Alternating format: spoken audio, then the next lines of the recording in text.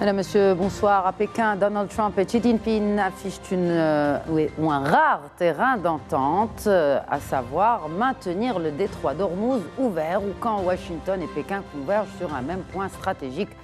Eh bien, c'est généralement le signe qu'une zone de tension menace directement l'équilibre économique mondial. Car Ormuz, vous le savez maintenant, c'est l'artère énergétique de la planète et depuis son blocus, le Brent reste au-dessus des $100. Et les stocks mondiaux de pétrole font un rythme record. Ce n'est pas moi qui le dis, c'est l'Agence internationale de l'énergie. Les coûts du fret maritime explosent et les assurances aussi. Les marchés commencent à intégrer un risque qui dépasse la seule question énergétique, car cette crise touche aussi les engrais, l'ammoniac, l'urée, encore le soufre. Autrement dit, avec des termes moins chimiques aujourd'hui, eh bien, la sécurité alimentaire mondiale est en péril. En Afrique, les conséquences sont déjà visibles avec une hausse des coûts agricoles, sans oublier les inquiétudes sur les rendements des sols et les prix alimentaires. Et dans cette nouvelle bataille des ressources stratégiques, le Maroc attire l'attention, parce que les phosphates deviennent bien plus qu'une matière première. Bref, derrière la guerre au Moyen-Orient, une autre recomposition est en cours, celle des dépendances mondiales. Question d'actu ce soir, ou des questions d'actu. Qui contrôle les routes maritimes aujourd'hui? Qui sécurise les matières premières? Qui garantit encore les chaînes d'approvisionnement? Et quelles alternatives au détroit d'Ormuz? Nous allons décrypter ce nouveau choc géo-énergétique ou géoéconomique mondial en compagnie de nos invités. J'accueille sur le plateau Monsieur Francis Perrin. Bonsoir. Je rappelle que vous êtes chercheur associé au Policy Center for the New South avec une expertise dans le domaine des hydrocarbures. Bienvenue à vous, Monsieur Perrin. Avec nous aussi en plateau, Monsieur Lalbi Wasrine. Bonsoir. Bonsoir, merci pour l'invitation. Mais un plaisir renouvelé de vous accueillir. Pour ceux qui ne vous connaissent pas encore, vous êtes expert international en énergie, également directeur général de South Petroleum Company. Encore une fois, marhaba. Merci. Avec nous depuis Paris, il est également expert dans le domaine de l'énergie, également consultant, Olivier Ravel. Bonsoir, Monsieur Ravel. Merci de vous joindre à nous. Bonsoir, merci pour votre invitation. Bienvenue. Alors l'actu aujourd'hui, c'est cette rencontre au sommet à Pékin entre le président américain et son homologue chinois. Et fait intéressant, eh bien ils conviennent tous les deux que le détroit d'Ormuz, je cite, doit rester ouvert. C'est la Maison-Blanche qui l'a affirmé. D'abord un mot sur l'impact de cette visite du président américain à Pékin, du moins à court terme, notamment après cette déclaration sur le détroit d'Ormuz. Vous pensez que ça va changer quelque chose, Francis Perrin? Il n'est pas étonnant que la Chine se prononce en faveur de la libre circulation maritime. Ce pays est très attaché et il y a intérêt en tant que très grande puissance exportatrice mondiale et aussi puissance importatrice, premier importateur mondial de pétrole. Donc ce n'est pas un scoop, si je peux dire. Est-ce que pour autant, à partir de cet accord entre les deux plus grandes puissances de notre planète, les choses vont bouger concrètement dans le détroit d'Ormuz? Ça, je serais très réservé. La question, est-ce que les dirigeants chinois, au-delà de cette déclaration de principe, qui est importante, mais qui n'est pas une surprise, vont se décider à faire pression, et ils ont des moyens de pression sur l'Iran, dont ils sont, et de très loin, le premier importateur de pétrole. Donc c'est capital pour l'Iran. Le pétrole, c'est évidemment la première ressource dans son économie, la première source de recettes d'exportation. Donc si les dirigeants chinois font suivre cette déclaration de principe d'un effort diplomatique plus important que dans un passé récent sur les autorités iraniennes, cela pourrait, je parle conditionnel volontairement, cela pourrait avoir un certain impact. De l'autre côté, du côté américain, le moyen de pression, alors il y a la menace d'une reprise du conflit qui est toujours possible, et il y a aussi le blocus des ports iraniens imposé par Washington depuis le 13 avril. Entre le 28 février, début de la guerre, et le 12 avril, Téhéran empêchait les pays arabes du Golfe d'exporter leur pétrole, et son pétrole passait tranquillement. Donc, les dirigeants iraniens pouvaient se dire « nous avons le temps », puisque l'argent continue à rentrer. Oui. Depuis le 13 avril, Donald Trump a commencé seulement à utiliser l'arme du pétrole contre l'Iran. Il y a eu plusieurs étapes, mais c'est la première et la plus importante, en disant « on va bloquer ce que vous exportez, ce que vous importez. Dans ce que vous exportez, c'est surtout le pétrole. Donc ça, c'est un moyen de pression, évidemment, sur l'Iran, d'éventuelles, mais je dis bien éventuelles, pressions diplomatiques chinoises renforcées, à voir dans les jours qui viennent. Surtout que, selon la Maison-Blanche toujours, elle assure que le président chinois aurait exprimé l'opposition de la Chine, donc de son pays, à une militarisation du détroit d'Ormuz et à l'instauration d'un péage. Donc, clairement, on voit qu'il n'y a pas le soutien chinois à cette action iranienne de bloquer et d'imposer ce 2 millions de dollars, je pense, qu'ils avaient imposé. C'est un chiffre qui circule. Navire, oui. C'est un petit peu parfois aussi la tête du client. Il n'y a pas qu'un seul tarif. En attendant qu'ils institutionnalisent ça, en affichant un prix, c'est variable selon le pays, le navire, où il va, etc. Mais effectivement, il y a cette tentative de l'Iran d'imposer sa souveraineté sur le détroit d'Ormuz bien après la fin du conflit, et en disant, moi, République islamique d'Iran, je veux pouvoir dire qui peut passer, qui ne peut pas passer, à quelles conditions, à quel prix, selon la route que j'aurais déterminée. Ça, c'est inacceptable pour, évidemment, les pays arabes du Golfe, c'est inacceptable pour les États-Unis, les pays occidentaux, et également pour la République populaire de Chine, qui n'a jamais soutenu le blocage d'Ormuz et les tentatives de l'Iran d'assurer sa souveraineté sur un détroit international. Et les dirigeants chinois ont bien l'intention que ce détroit reste international. N'oublions pas qu'ils importent énormément de pétrole du Moyen-Orient, de l'Iran et des pays arabes du Golfe, des deux rives du Golfe, pas seulement de l'Iran. Olivier Ravel, que révèle selon vous aussi, par complément d'information, ce consensus sino-américain inédit, et aussi, est-ce qu'on en ressent les impacts, en tout cas à court terme, sur les marchés aujourd'hui ? Alors, les impacts sur les marchés à court terme aujourd'hui n'ont pas pour l'instant. Ça reste très calme. Je pense qu'il y a beaucoup d'opérateurs de marché qui ont été soumis à des gyrations importantes liées à l'émission de news, de headlines, etc., politiques, en particulier venant de l'administration américaine. Je pense que les prises de risque sur ces marchés-là ont progressivement au cours du temps été réduites. D'autre part, je suis un petit peu plus modéré en ce qui concerne le rôle proclamé de la Chine sur la faculté qu'ils auraient éventuellement d'avoir une influence sur l'Iran, dans la mesure où un certain nombre de tankers portant des produits iraniens sont repartis vers la Chine. Certains ont été interceptés par la marine américaine, d'autres pas. Il y a il y a encore en fait une militarisation qui est en train de se passer autour du Persique.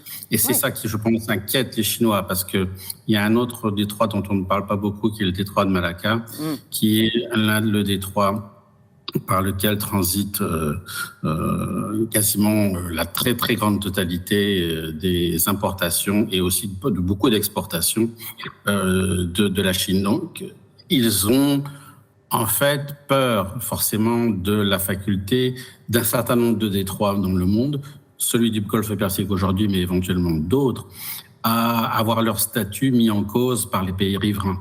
Les Iraniens ont proposé aux Omani, avec lequel ils partagent en fait la gestion du transit de la circulation maritime le long du détroit d'Ormuz. Ils ont des exigences sur la faculté de lever des fonds, donc d'imposer un péage. Il faut distinguer la libre circulation et le droit à péage. Le droit à péage n'empêche pas la libre circulation. Donc il faut séparer les deux. De toute façon, une c'est made in Iran et l'autre c'est made in USA. Donc le péage, c'est les Iraniens qui l'imposent. Les Américains disent niet, on va tout bloquer. Alors, et en réponse à ça, les Iraniens disent si c'est comme ça, on ne laisse rien passer. Oui. Alors, ce qui est intéressant, vous avez parlé d'un point, si je me permets de vous interrompre, parce qu'il y a quelque chose d'assez inédit aussi qui se passe. Donc, il y a consensus sur le détroit d'Ormuz, mais il y a la Chine, toujours selon l'administration américaine, qui aurait exprimé son intérêt pour acheter davantage de pétrole américain. Est-ce qu'on n'est pas en train de voir une préparation de la Chine à un découplage énergétique ? Olivier Ravel. Je vais émettre des réserves pour des raisons relativement simples et un peu plus, mais aussi un petit peu plus techniques. C'est que, je pense que si ces dernières années, dans un autre champ des matières premières, en particulier le soja, la Chine s'est un peu désolidarisée d'importations massives venant des États-Unis, je ne vois pas dans quelle mesure, au regard de la compétition actuelle et envisagée entre la Chine et les États-Unis, la Chine se mettrait à pratiquer des importations massives de pétrole américain. La raison technique, c'est que l'appareil de raffinage chinois, et en particulier celui qui fait la modulation des capacités des raffinages, ce qu'on appelle les teapot refineries, ce sont des raffineries avec des complexités relativement simples, sont pas très bien taillés pour importer la qualité de pétrole léger et moins soufré qu'ils importent du Moyen-Orient. Donc, en fait, il faut commencer à distinguer dans les qualités de crude. La raison pour laquelle les Chinois importent beaucoup de crude du Moyen-Orient, c'est que la plupart des qualités de crude qu'ils importent, des pétroles bruts qu'ils importent, sont des API, donc des gravités un peu plus lourdes et surtout des brutes plus soufrées. Un peu comme le pétrole vénézuélien, par exemple? Tout à fait. Alors, moins dans le soufre, mais tout à fait dans la gravité, enfin dans le degré API de ces crudes. Ce sont des, on va dire, il y a une désadéquation en fait entre la nature du pétrole américain. Alors, je ne suis pas en train de dire que tous les pétroles américains sont légers et peu soufrés, bien sûr que non. Mais la qualité qui va naviguer, ça va être en général la qualité la mieux disante, et la qualité la mieux disante, c'est en général les pétroles les plus légers et les moins soufrés. Oui, alors j'ai parlé du Venezuela parce qu'il y a eu cette déclaration aussi, cette semaine, du président américain de créer un 51e État aux États-Unis. Il s'agit du Venezuela. Alors, Alou Asrin, peut-être un commentaire sur ce qu'on vient de discuter. À mon avis, 2 points importants. Tout d'abord, sur la nature de la visite de M. Trump en Chine. Il était prévu au mois de mars, mais suite à l'attaque à la guerre américaine sur l'Iran, il a été reporté jusqu'au mois de mai. Au départ, l'agenda était purement commercial, les différents commerces entre la Chine et les États-Unis. Oui. Maintenant, on voit que le sujet numéro 1, c'est plus les accords commerciaux, mais plutôt c'est la crise, c'est l'énergie, c'est la crise du Détroit de Hormuz, c'est la guerre américano-israélienne sur l'Iran. Et à mon avis, la chose qui est intéressante, M. Trump a toujours défendu qu'il était seul capable de résoudre le problème. Maintenant, c'est comme il est parti demander de l'aide à la Chine pour résoudre ce problème de la guerre au Iran. Donc, à mon avis, il est en train de chercher, comme d'ailleurs l'a bien dit le chancelier allemand il y a quelques semaines, que les Américains ne savent pas comment sortir de ce bourbier iranien. Donc, à mon avis, M. Trump est parti, sans le dire bien sûr, parce que sinon il aurait perdu la face, chercher de l'aide pour cette crise iranienne de la part de la Chine, qui est, on le sait très bien, un des alliés, mais pas le seul, un des alliés de l'Iran pour le moment. Donc, le changement d'agenda de la réunion Chine les États-Unis, qui était purement commercial, maintenant, sur l'agenda, il est inscrit également la crise au Moyen-Orient. Deuxième point important, c'est qu'aujourd'hui même, je ne sais pas si vous avez lu les déclarations de la presse iranienne, 30 navires chinois aujourd'hui ont transité par le détroit d'Ormuz. Oui. Depuis hier, comme quoi, à mon avis, l'Iran a fait un geste supplémentaire vis-à-vis de son allié chinois pour montrer sa bonne volonté, effectivement, à laisser, parce que l'Iran aujourd'hui, il vous dit, moi, le détroit, il est ouvert à condition de coordonner avec l'armée iranienne. Oui. Donc, pour eux, le détroit n'est pas fermé, il suffit de coordonner, parce qu'à priori, il y a un passage qui est sécurisé par l'Iran, et que tout navire qui voudrait naviguer, sortir ou entrer dans le détroit peut le faire sans aucune contrainte, sans risque, mais en allant du côté des côtes iraniennes, qui est sécurisé par l'armée iranienne. Donc, à mon avis, c'est un geste assez important. Et troisième point, à mon avis, qui est important. On a vu depuis l'administration Obama que les États-Unis ont refait une lecture de leur stratégie à l'international. Et à l'époque, ils avaient délaissé cette région du monde au profit de ce qu'ils appellent le nouveau ennemi chinois, et puis en orientant toute leur stratégie vers l'Asie. Et puis ils ont délaissé un peu, on a vu les partenariats ou les accords qui ont été un peu délaissés avec les pays arabes, les pays du Golfe, au profit, comme j'ai dit, d'une attention assez particulière pour la Chine et pour l'Asie. Et là, aujourd'hui, malheureusement, ils redécouvrent qu'ils avaient tort de faire ainsi.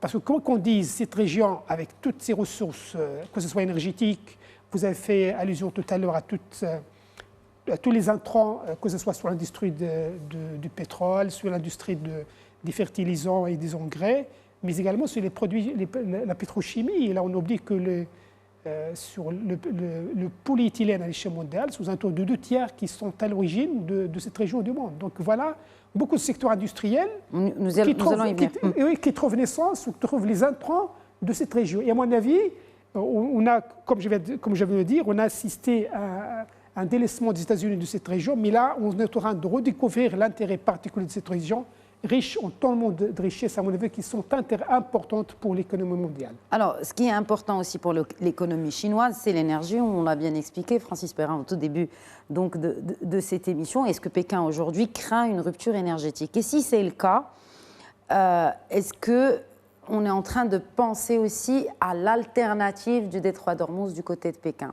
Si oui, vers où?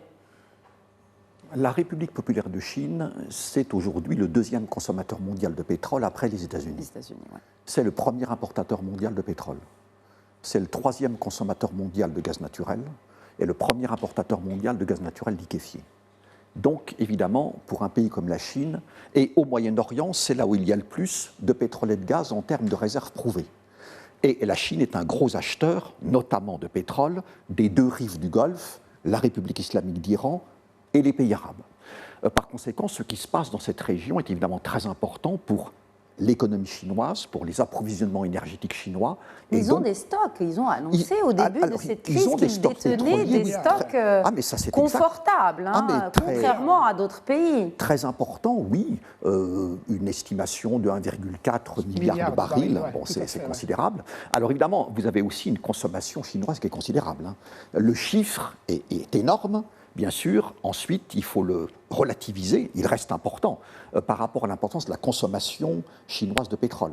Les pays de l'AIE, l'Agence internationale de l'énergie dont nous parlons, donc 32 pays, c'est des stocks pétroliers stratégiques, pétrole brut produit raffiné d'environ 1,8 milliard de barils. Sur 32 pays, pour 32 pays. 32 pays, tout à fait. Donc, les États-Unis, c'est 400 millions de barils à peu près de stocks stratégiques. Bon. Donc la Chine, c'est très important, mais sa consommation pétrolière est très importante, ses importations pétrolières sont très importantes et croissantes.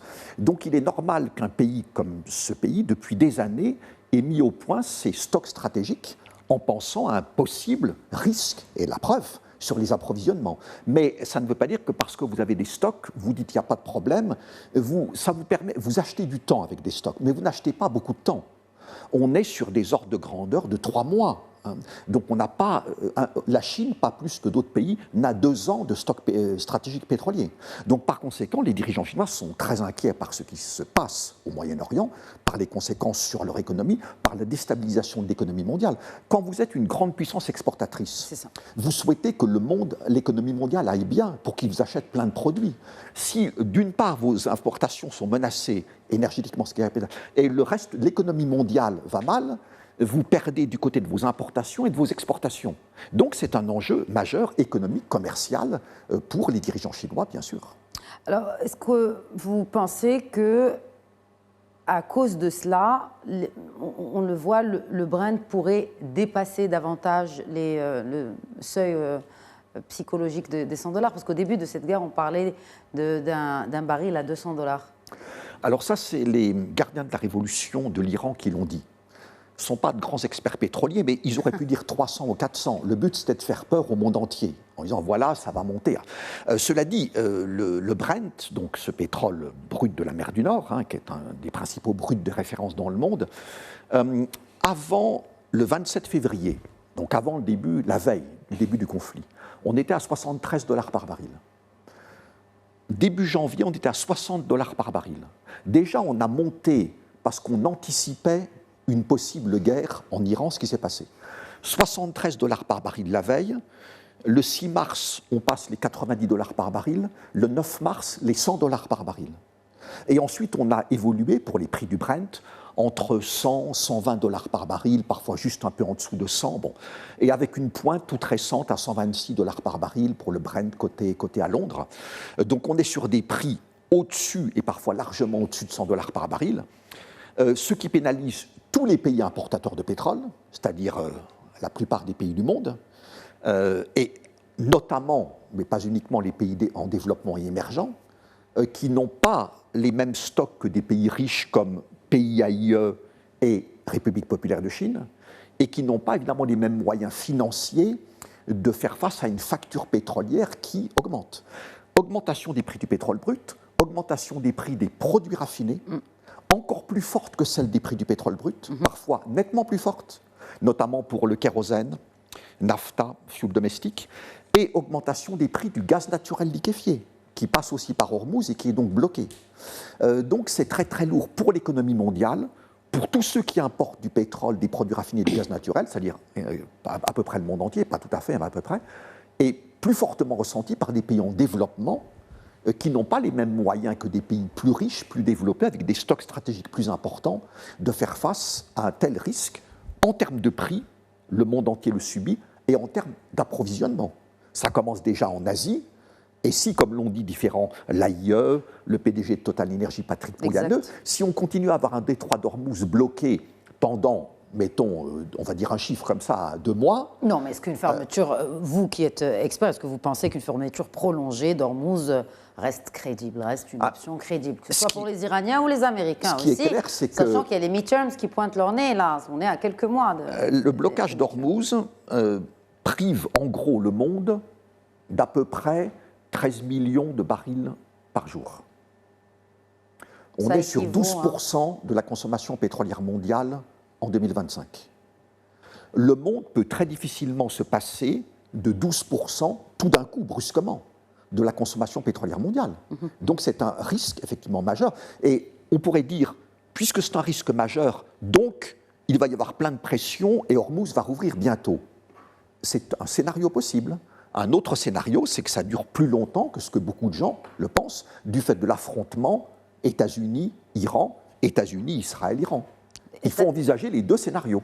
Alors le scénario qu'on n'attendait pas, Olivier Ravel, je ne sais pas si vous avez suivi, c'est le chef de la diplomatie américaine qui évoque Taïwan et qui parle quand même qui littéralement change la posture américaine vis-à-vis de ce dossier. Est-ce que, selon vous, c'est un argument de négociation? Donc, on a la Chine pour le pétrole d'un côté, et donc de l'autre côté, Taïwan, et peut-être trouver d'autres terrains d'entente. Ce n'est pas d'autres terrains d'entente, pardon, j'y arriverai,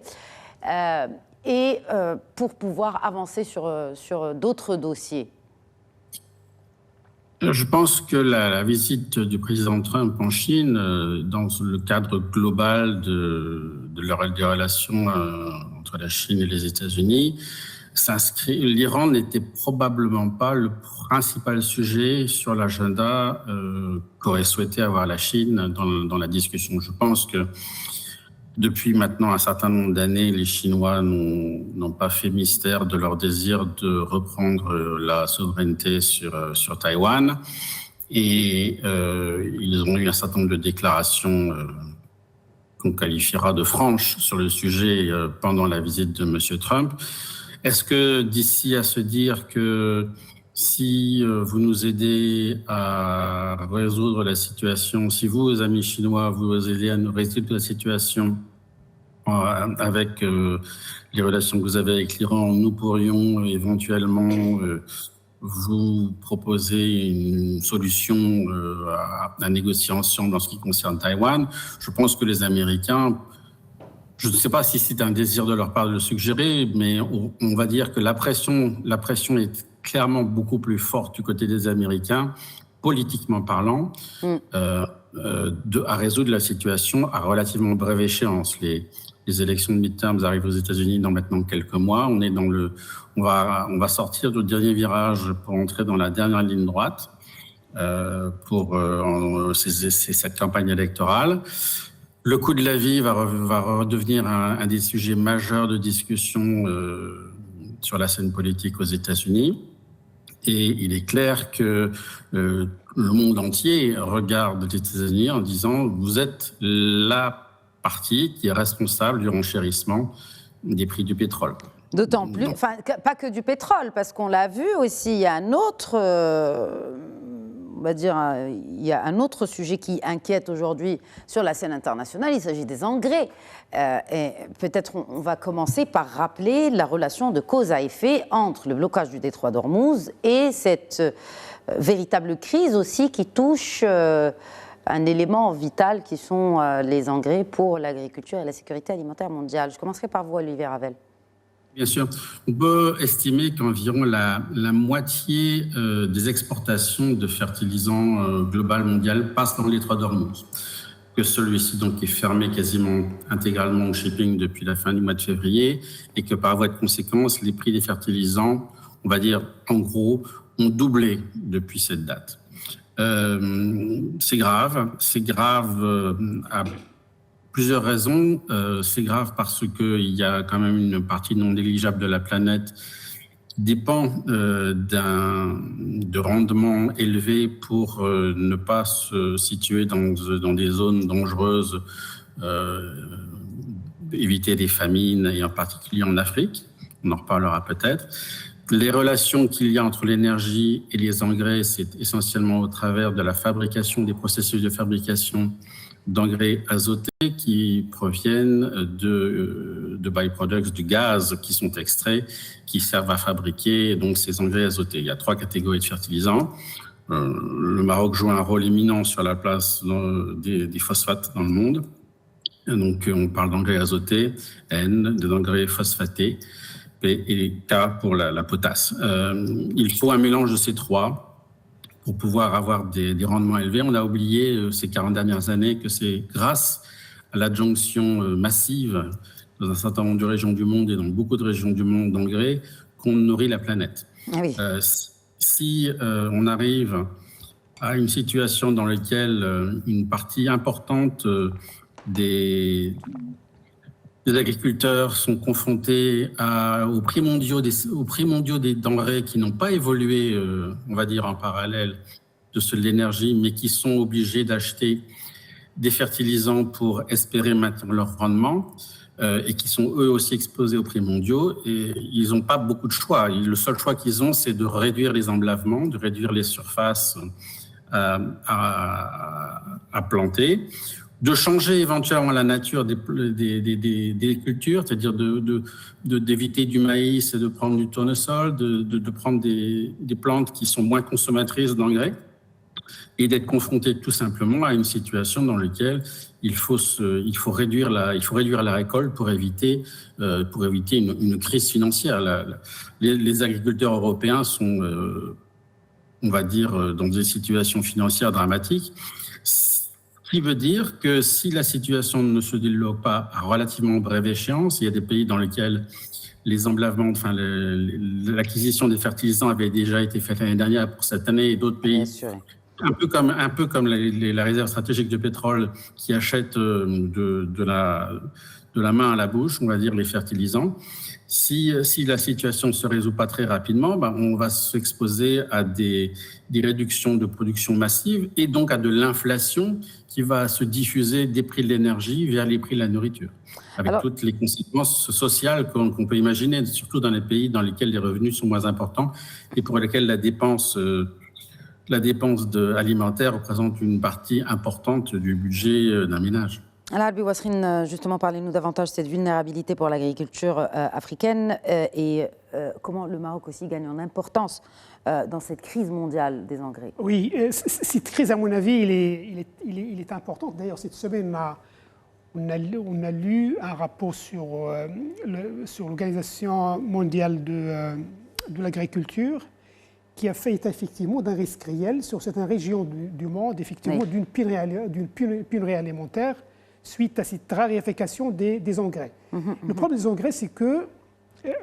ça tombe mal parce que c'est la période des semences. Et malheureusement, cette période ne peut pas être décalée.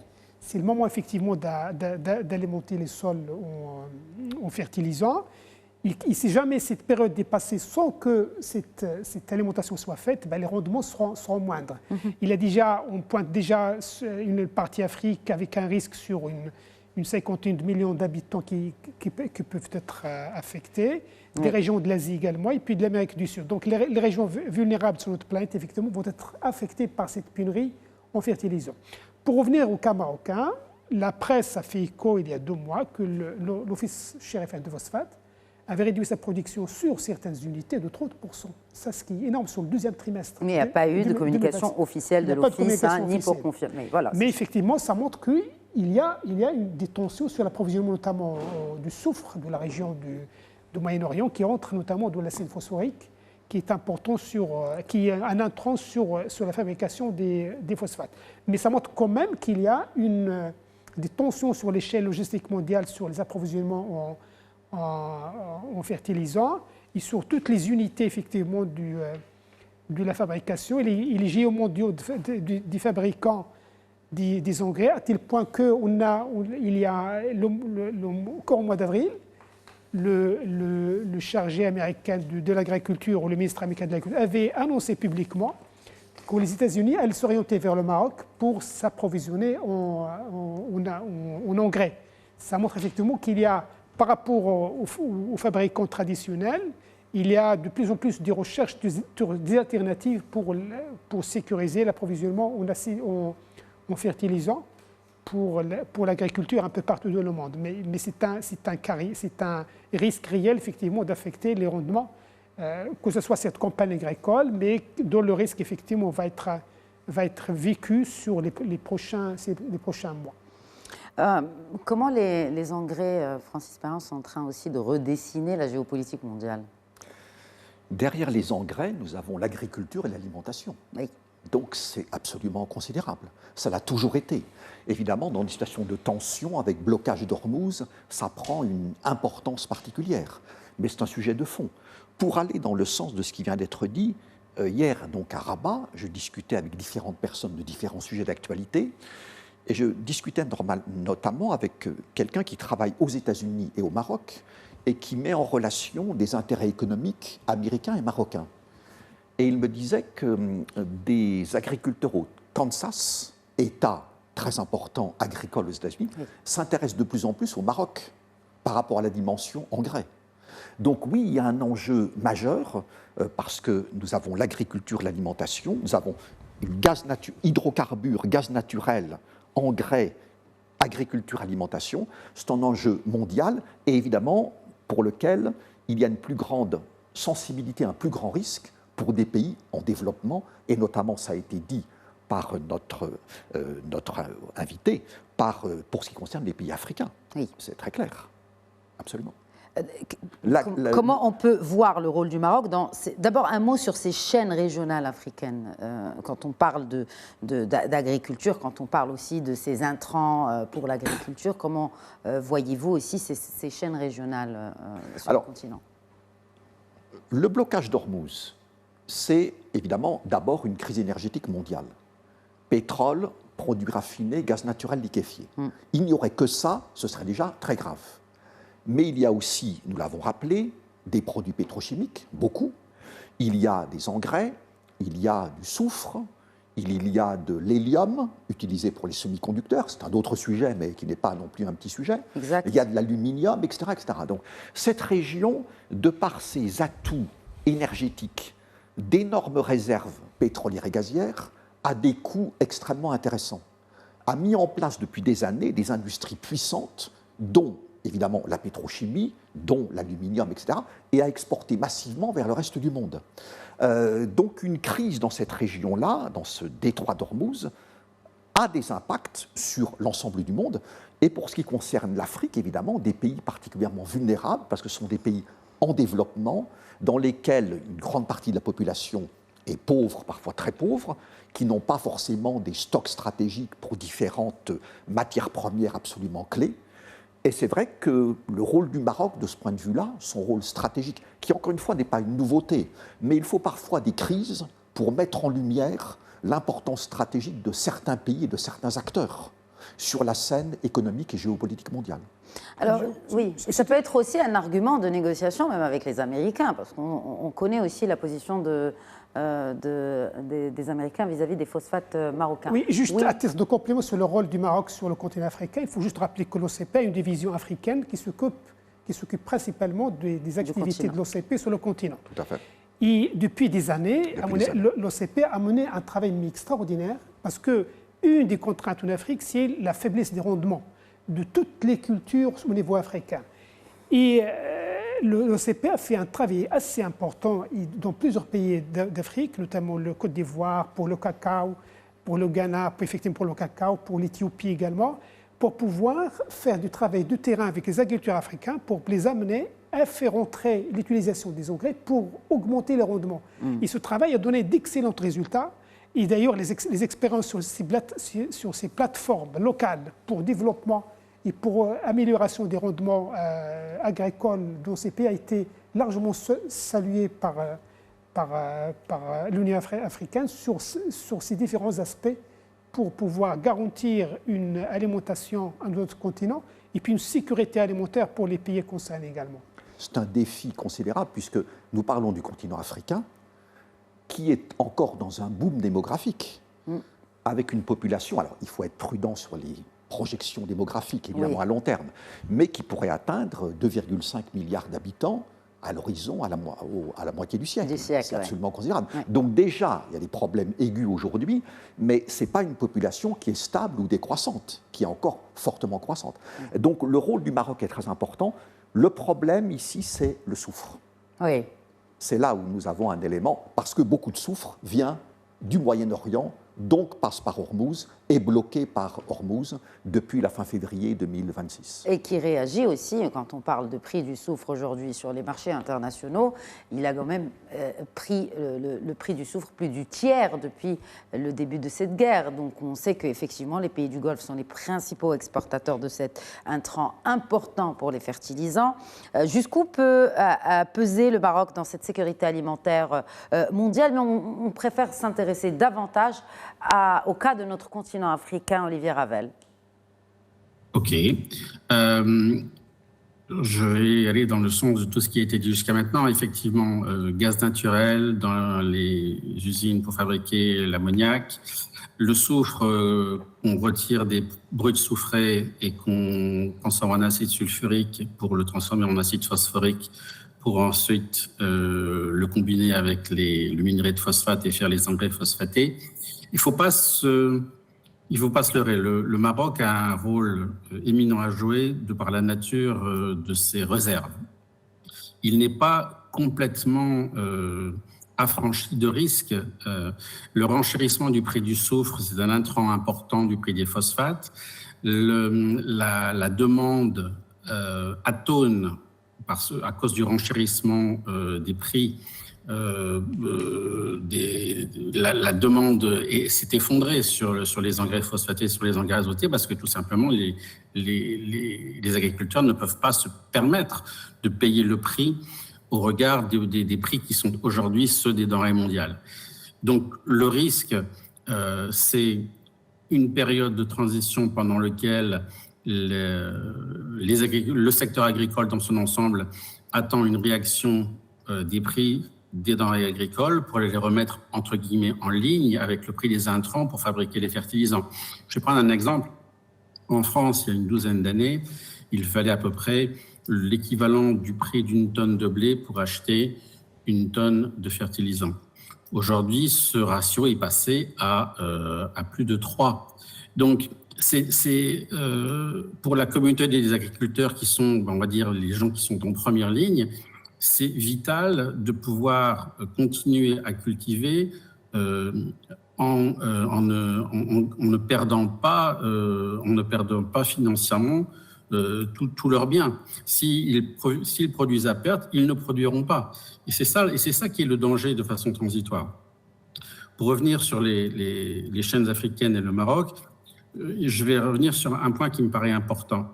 C'est que la réaction des différents pays à la situation de crise dans laquelle on se trouve est très différente. En ce qui concerne les phosphates en particulier, la Chine a décidé des restrictions d'exportation. En ce qui concerne les exportations d'engrais azotés, un autre grand exportateur en Afrique, c'est l'Égypte, qui a signalé un désir d'intervention gouvernementale plus important en évoquant l'implémentation d'une taxe à l'export. Et donc, il y a un enjeu qui va être important, c'est dans ces changements qui s'annoncent, quelle sera la part des décisions, on va dire, souveraines et indépendamment prises par les gouvernements par rapport à ce qui a été jusqu'à maintenant des marchés, on va dire, privés et indépendants. Si on a envie que les agriculteurs et les distributeurs ne cessent de retarder les achats d'engrais, il faut que les prix des achats d'engrais ne soient plus déconnectés, on va dire, des prix des denrées agricoles. C'est là le disconnect aujourd'hui. Oui, alors, est-ce que ça veut dire aussi, l'Albi Wasrine, la même question, je l'adresse aussi à M. Perrin, est-ce que le Golfe, par rapport aussi à une autre perte stratégique, risque aussi de perdre un autre avantage stratégique avec notamment le soufre et autres gaz naturels, Albi Wasrine? Non, moi je pense qu'on l'a dit au départ, à mon avis, c'est une région qui regorge d'un certain nombre de richesses. À mon avis, on regardait par le passé uniquement le pétrole et le gaz. Mais après, on a découvert d'autres composants, d'autres dérivés de ces richesses qui font que leur absence sur le marché mondial affecte beaucoup d'industries et beaucoup de vécu de la planète tout entière. Et à mon avis, c'est très important. Le fait qu'on parle aujourd'hui d'engrais, le fait qu'on parle d'aluminium, comme on a dit, polyéthylène pour la partie plastique également, tout ça, à mon avis, c'est des composantes qui sont dans notre vécu quotidien aujourd'hui, jouent un rôle important, que ce soit sur l'aspect alimentaire qui sont vitales, mais également sur le confort des gens, sur les différentes utilisations des produits au quotidien sur notre planète. Et là, à mon avis, c'est une richesse inestimable de cette région.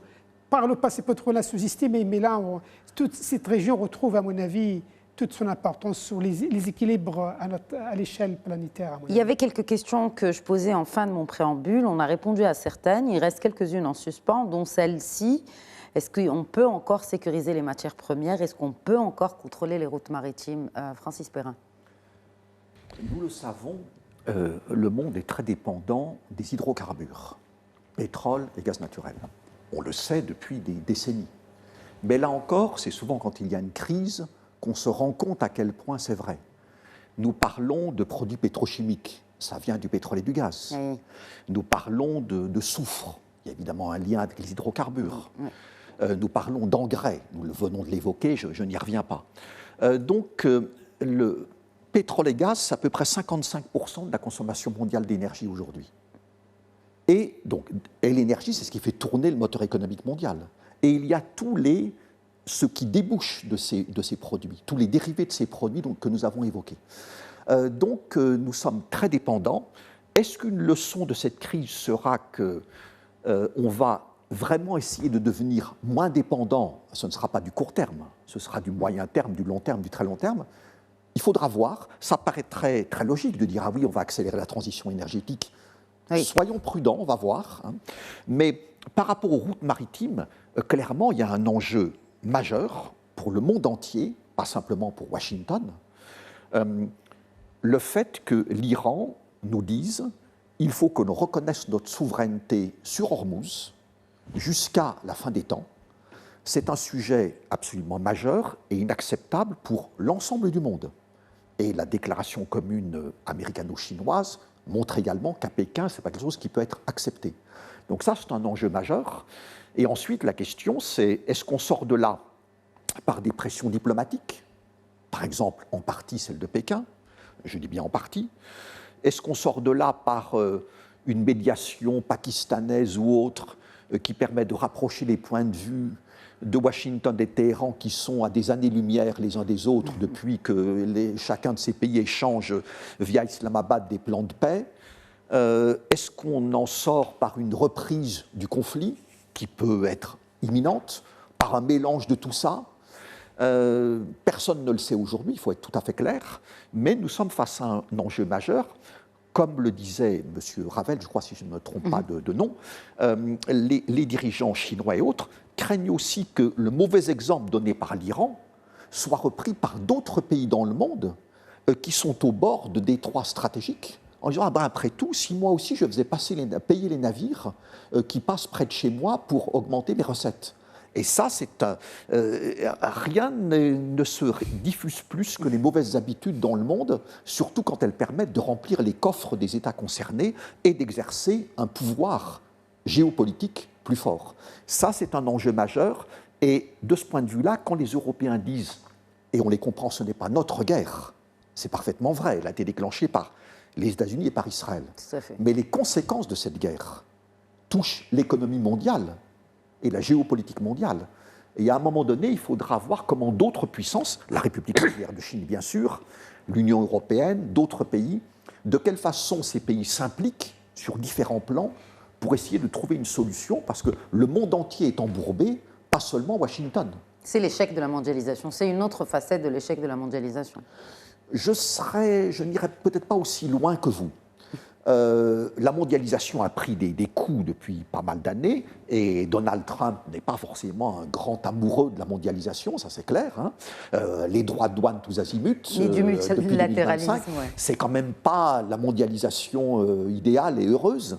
Mais je ne prononcerai pas trop rapidement la mort de la mondialisation. C'est un mouvement quand même de fond depuis des dizaines d'années, donc je serai prudent par rapport à ça, mais elle prend des coups. Mais la plus grande menace pour la mondialisation, c'est plus l'administration Trump numéro 2 que l'Iran, qui n'a quand même pas le même pouvoir planétaire. Exact. Oui, peut-être un complément sur cette histoire de route maritime. Moi, je pense qu'on a sous-estimé l'importance de ce détroit d'Ormuz, à mon avis. Les États-Unis l'ont sous-estimé. Ils ont sous-estimé également la capacité de l'Iran à utiliser cet aspect, ce facteur, ce levier pour pouvoir l'imposer comme étant au niveau de négociation. Et à mon avis, aujourd'hui, c'est très important. Je rappelle juste qu'il y a une convention des Nations Unies sur les mers pour garantir la sécurité effectivement de navigation maritime internationale, mais qui date de 1982. Mais malheureusement, ni l'Iran ni les États-Unis ne l'ont paraphé. Donc ça reste encore du chemin à faire. Je rappelle qu'un cas similaire s'est posé à l'échelle internationale après la Première Guerre mondiale, avec la Turquie, qui a été défaite avec ses alliés allemands, et puis à qui on a imposé effectivement la libre circulation sur les deux détroits de Bosphore et de Dardanelles. Parce qu'à l'époque, c'était les seuls accès possibles à la mer Noire. Et puis là, parmi les conditions effectivement de la soumission de la Turquie, c'était garantir le libre accès. Quoiqu'aujourd'hui, la Turquie perçoit effectivement des droits de passage sur cet accès. Mais en fait, c'est parce que des deux côtés, c'était la Turquie, et puis c'était considéré comme des eaux territoriales. Des eaux territoriales, mais pas des eaux, contrairement au détroit d'Ormuz, ce sont des eaux quand même mais la convention dont je parle, qui est de 82, effectivement, assure à l'échelle internationale le libre accès sur les détroits, il définit également les eaux territoriales, les eaux internationales, etc. Mais effectivement, c'est un il y a une alternative, il y a des alternatives viables au détroit d'Ormuz aujourd'hui? Ah non, aujourd'hui, il n'y en a pas, non. Pour le gaz naturel liquéfié, zéro. Pour le pétrole, il y a quelques moyens de le contourner. Le principal, c'est l'oléoduc Est-Ouest en Arabie Saoudite, qui débouche sur la mer Rouge. Le second, c'est un oléoduc... Mais après, ça dépend, c'est une question de volume aussi. Qu'est-ce qu'on peut transporter via ce Ils sont à 7 millions de barils par jour. C'est quand même un très gros oléoduc. Et ils ont atteint la pleine capacité du fait de cette crise. Il y a un oléoduc à travers les Émirats qui débouche à Foudjera, juste à l'extérieur du Golfe. Il y a l'oléoduc irako-turc qui arrive en Méditerranée, mais qui malheureusement a une capacité très faible, 250 000 barils par jour seulement. Hormuz, c'est 20 millions de barils de pétrole par jour. Et puis, il y a l'Iran, Jask, un terminal pétrolier. Donc, en fait, il y a 4 moyens de contourner Hormuz, mais quand on les additionne, tous, on est loin en dessous de 20 millions de barils par jour. On est, disons, 7 millions pour l'Arabie Saoudite, 8,5 pour les Émirats. On arrive à 9 millions de barils par jour. Alors, c'est mieux que rien. L'Arabie Saoudite se félicite d'avoir construit l'oléoduc Est-Ouest. Et qui date des années 80. Tout à fait, absolument. Mais le problème, c'est qu'il y a des pays qui n'ont pas du tout d'alternative. le Qatar, Oui. le Koweït, les Émirats en partie, mais l'Irak également, une petite alternative avec le gazoduc l'oléoduc contre l'Irak et la Turquie, mais c'est une faible capacité. 250 000 barils par jour. C'est rien par rapport à 4 millions quelques produits l'Irak, à mon avis, c'est très peu. Donc pas d'alternative pour le détroit d'Ormuz. Un mot de la fin, Olivier Ravel. Oui, merci. Nous ne sommes pas dans une crise énergétique, nous sommes dans une crise de l'acheminement de l'énergie. Une des premières choses qu'a fait l'Iran, a montré au monde quand Israël et les États-Unis ont bombardé, c'est leur capacité à atteindre des actifs de production. Aujourd'hui, on essaye de résoudre un problème d'acheminement. Oui. L'épée de Damoclès, qui reste, et je pense qu'on a peut-être un petit peu tendance trop à l'oublier, c'est trouvons un accord avec l'Iran. Est-ce que cet accord passera par une reconnaissance de la souveraineté sur le détroit d'Ormuz et des conséquences éventuellement économiques en termes de droit de passage? L'alternative, si on ne trouve pas, c'est l'étranglement de l'économie mondiale, puisque 12 à 13%, on l'a dit, de pétrole qui n'arrive pas à partir du mois de juillet, ça va véritablement avoir des impacts dramatiques dans la croissance, enfin plutôt la récession économique qui s'annoncerait. Le danger, c'est que si on ne trouve pas de solution et que on recourt de nouveau à la violence, c'est que des actifs de production soient touchés. Et là, on entre dans une autre... on entre dans une autre dimension en termes de danger pour la production de pétrole dans le monde. C'est une crise, encore une fois, simplement d'acheminement aujourd'hui. Ce n'est pas une crise de production. Il ne faut pas l'oublier. Maintenant, de tout temps, pour les matières premières, on avait les pipelines d'un côté, les bateaux de l'autre côté. Contourner pour les hydrocarbures qui ne doivent pas être refroidis, comme le gaz naturel liquéfié, on pourrait doubler. On veut dire un plan aurait pu avoir été de doubler ou de tripler les capacités de transport sur le terminal qui emmène le pétrole jusqu'à Yanbu sur la mer Rouge. Si, par exemple, il n'y avait pas eu la guerre en Irak il y a un certain temps, on aurait peut-être pu avoir des capacités de transport jusqu'au port de Cheyenne, d'exportation d'hydrocarbures sur la Méditerranée orientale. L'histoire en a décidé autrement et on se retrouve dans une situation dans laquelle on dépend de la géographie. Mais encore une fois, ou de la diplomatie. En tout cas, on l'a vu aujourd'hui, en exercice diplomatique, c'est la grosse actualité internationale. C'est avec cette visite très attendue du président américain Donald Trump en Chine et cette rencontre avec Xi Jinping qui a découlé, selon la Maison-Blanche. Je rappelle également que les deux parties étaient d'accord pour ne plus garder ce détroit d'Ormuz bloqué. Voilà, sur ce, messieurs, cette émission touche à sa fin. Je voudrais vous réitérer mes remerciements au nom de Médien TV. Merci beaucoup, monsieur Francis Perrin. Merci, monsieur Larbi Ouassri. C'est un plaisir de vous accueillir. Merci à vous également, monsieur Olivier Ravel. Merci. C'est la fin de cet épisode. Très bonne soirée.